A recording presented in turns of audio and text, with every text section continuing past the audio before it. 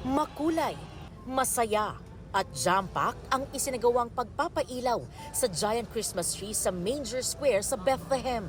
Sinisimbolo niyan ang pagsisimula at pagbabalik ng mas masayang pagdiriwang ng Pasko kasunod ng 2 taong gulo sa pagitan ng grupong Hamas at Israel. Sa kabila rin ng gulo sa pagitan ng Russia at Ukraine, nagbigay ng pag-asa at liwanag sa mga residente ang pinailawang giant Christmas tree sa Sofia Square sa Kiev, Ukraine.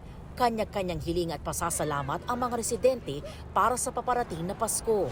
Winter vibes naman ang hatid ng giant Christmas tree na pinailawan sa labas ng isang cathedral sa Milan, Italy. Ang disenyo nito konektado sa Winter Olympics na gaganapin doon sa susunod na taon.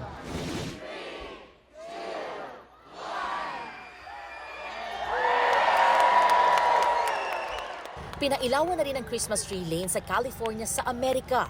Mahigit 20,000 bombilya ang ginamit para bigyang kulay ang mahigit 100 puno na nasa mahigit 1 kilometrong kalsada.